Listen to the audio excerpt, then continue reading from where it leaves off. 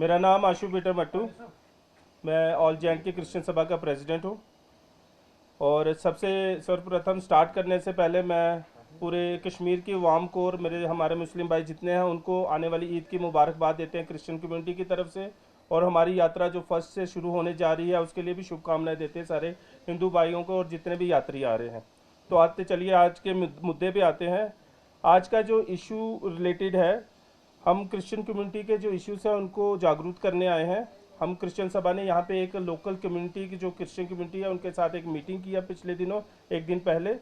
तो उनका हमने जितना भी इश्यूज है वो सुना और उनके इश्यूज को एड्रेस करने के लिए हम आए हैं। और उनके इश्यूज काफ़ी पेचीदा हैं और काफ़ी सालों से वो पिछले 100 साल से यहाँ पे वाबस्ता रहते हैं और एग्जिस्टेंस है उनका, और उनको कहीं भी कंसीडर नहीं किया जा रहा। तो उनके इश्यूज ये थे कि वो बिल्कुल भी मैक्सिमम मोस्टली जो लोग हैं होमलेस हैं यहाँ पे, उनके पास अपने जगह नहीं है, रहने के लिए घर नहीं है और वो किराए के घरों पे रहते हैं। उस चीज़ को हमने कल डीसी साहब के साथ जाके उठाया है, उनको रिप्रेजेंटेशन दिया है और डीसी साहब ने बोला कि हम आवास योजना में हम उनको कंसिडर करने की कोशिश करेंगे। और सेकेंडली ये था कि इन हमारे क्रिश्चियन कम्युनिटी जो है जम्मू का कश्मीर में तो गवर्नमेंट एम्प्लॉइज़ और गवर्नमेंट एम्प्लॉयमेंट में बिल्कुल भी नहीं है। और सेकेंडली कोई भी हमें जो हेल्थ स्कीम है या गवर्नमेंट के रिलेटेड कोई भी स्कीम है वो हमारी कम्युनिटी तक नहीं पहुंच रही। उसका कारण क्या है, उसका कारण गवर्नमेंट क्यों नहीं पहुंचा रही, तो वो हम आपके माध्यम से गवर्नमेंट तक पहुंचाना चाहेंगे। और साथ ही साथ मैं बताना चाहूँगी जो क्रिश्चियन कम्युनिटी है जम्मू कश्मीर की इंटीग्रियल पार्ट है और काफ़ी सालों से, पिछले 100 सालों से रह रही है। और हम लोग अलग अलग तरीके से अपनी सेवा भी दे रहे हैं। हम एजुकेशन सेक्टर में दे रहे हैं सेवा, हमारी हेल्थ सेक्शन में हम सेवा दे रहे हैं, फिर भी हमारी कम्युनिटी को बड़े स्तर पे इग्नोर किया जा रहा है, ना ही हमारी कोई रिप्रेजेंटेशन है। हम मेयर साहब से मिले थे, मेयर साहब को हमने एक रिप्रेजेंटेशन दिया है। हम चाहते हैं कि काउंसलर्स का इलेक्शन आने वाले हैं उसमें एक नॉमिनेटेड काउंसलर लिया जाए, चूँकि एक्ट 2000 म्यूनसिपल एक्ट 2000 में एक प्रावधान है, एक क्लॉज है 10, उसमें लिखा हुआ है कि जो अनरिप्रेजेंटेड कम्युनिटी है जो अपना काउंसलर नहीं खड़ा कर सकते उनको हम नॉमिनेट कर सकते हैं। तो आपके माध्यम से गवर्नमेंट से अपील करते हैं कि हमें एक सिलेक्टेड नॉमिनेटेड कैंडिडेट दिया जाए कि हमारी रिप्रेजेंटेशन हो और रिप्रेजेंटेशन के साथ हमारी कम्युनिटी की डेवलपमेंट हो सके और छोटे छोटे जो भी मुद्दे हैं वो काउंसलर उसके पूरा कर सके। साथ ही साथ हमने एक और आवास योजना के लिए डीसी बारामूला से भी बोला था और डीसी बारामूला ने उसको कंसीडर किया, बट उसके बाद उन्होंने उस केस को इतना इतना खींच लिया कि अभी तक उनको वो बेनिफिट नहीं मिल पा रहा है। तो हम डीसी बारामूला को भी आपके माध्यम से अपील करते हैं कि उस केस को जल्द से जल्द आप पूरा करें और हमारे वहाँ के जो लोग हैं उनको आवास योजना में कंसीडर किया जाए। और मैं और एक और चीज़ बोलना चाहूँ कि नॉमिनेटेड जो मेंबर है, नॉमिनेटेड हमारी एक सीट अभी एमएलए के हो सकता है इलेक्शन बोल रहे हैं, हो सकता है आने वाले दिनों में करेंगे।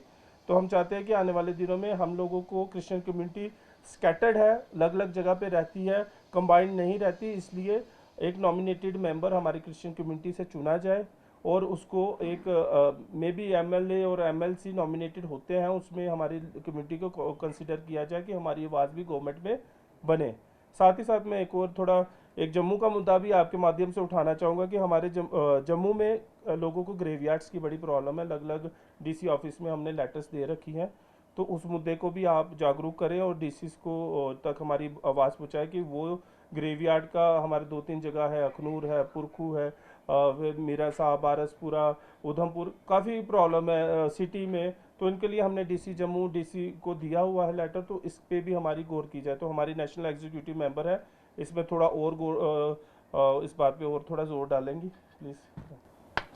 नमस्कार, मीडिया के माध्यम से मैं जे.एंड.के की तरफ से मेन श्रीनगर के लोगों की, क्रिश्चियन लोगों की आवाज़ रखना चाहती हूँ।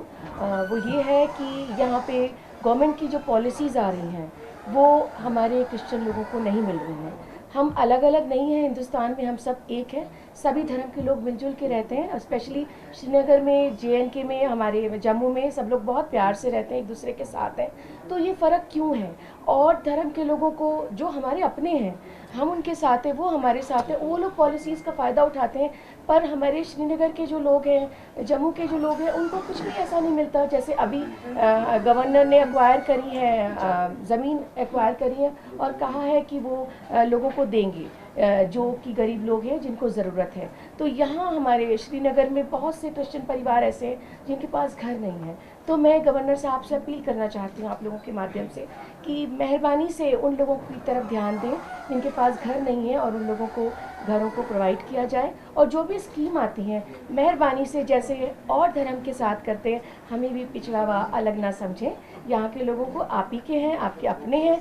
अगर कोई सरकारी तंत्र भूल जाता है तो मैं चाहती हूँ मीडिया इस तरफ ध्यान देते हुए लोगों की बातों को रखे। मेरा यही है कि पॉलिसीज़ में जो भी फ़ायदे मिलते हैं वो सबको बराबर मिले और कहीं भी कोई ऐसा ना महसूस करे कि हम छोड़ दिए गए। आज हमारे आने का मकसद यही था कि आप लोग को ये बताना बहुत ज़रूरी है कि यहाँ के लोग डरते हैं, बहुत अकेले हैं, बहुतों के पास राशन कार्ड नहीं है, किसी के पास वोटिंग राइट नहीं है। ऐसा क्यों है? ऐसा क्यों है? जो काउंसलर हैं, जो एमएलए हैं, उनका फ़र्ज़ नहीं बनता कि वो जाके देखें कि हमारे जो कॉन्स्टिट्यूंसी के अंदर किसके पास वोटर आईडी नहीं है, किसको राशन नहीं मिल रहा है, किसके पास किट नहीं पहुंची है। बहुत कुछ है करने को। तो जो नॉमिनेटेड है या जो जीत के आए हैं वो किस बूते पे जीत के आए हैं। जीत के आए तो उनका फ़र्ज़ बनता है कि जिन लोगों ने उन्हें प्यार से वोट दिया है तो उन लोगों का ख्याल रखें। तो जो लोग छूट गए हैं उनको भी साथ लेके चलें। तो एक इंसानियत की बात है और कश्मीर तो इंसानियत के लिए बहुत मशहूर है। आप लोगों ने हाथ फैला के सबको गले लगाया है, हर बात को सुना है, सरकार की, लोगों की, और बहुत कुछ आप लोगों ने सहा है और जो है ईश्वर ने आप लोगों को संभाला भी है। सरकार भी बहुत अच्छी है। मैं यही चाहूँगी कि जो भी कोई बात हो, जो भी कोई प्रॉब्लम हो, वो आसानी से प्यार मोहब्बत से सुलझा ली जाए। और मीडिया का बहुत बड़ा हाथ है। आप लोगों से बहुत रिक्वेस्ट है कि प्लीज़ क्रिश्चियन कम्युनिटी की तरफ जो भी कोई प्रॉब्लम आती है या जिस तरीके से छोड़ दिया जाता है आप लोग साथ दीजिए। Thank you. 2000 सेंसस है, उसमें क्रिश्चियनों की जो आबादी है 0.3% है। कश्मीर अगर मुस्लिम मेजॉरिटी स्टेट में बात करें तो जो सिख है वो इससे ज़्यादा है।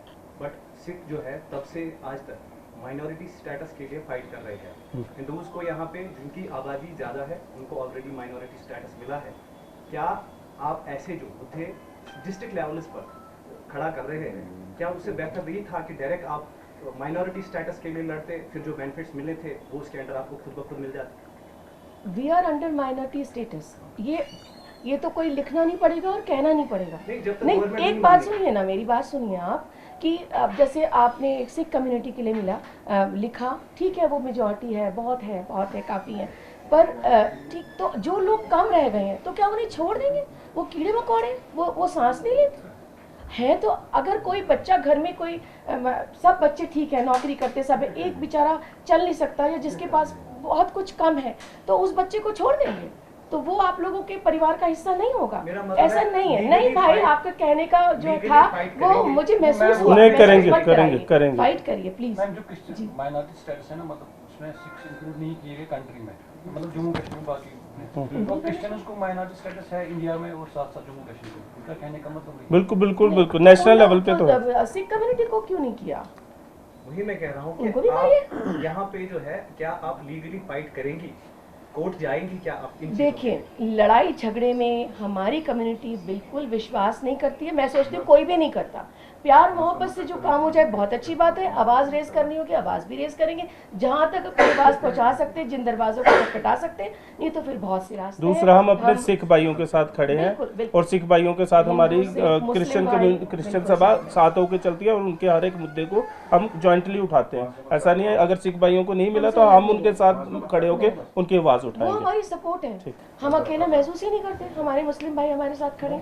मुस्लिम स्टेट है, मगर ये है कि सब लोग साथ मिलके रहते हैं। उन्होंने सबके लिए अपना दिल खोला है, सब लोग मिलके रहते हैं। तो ये फ़र्क क्यों? फ़र्क तो सोचना ही नहीं चाहिए, बिल्कुल नहीं। Thank you.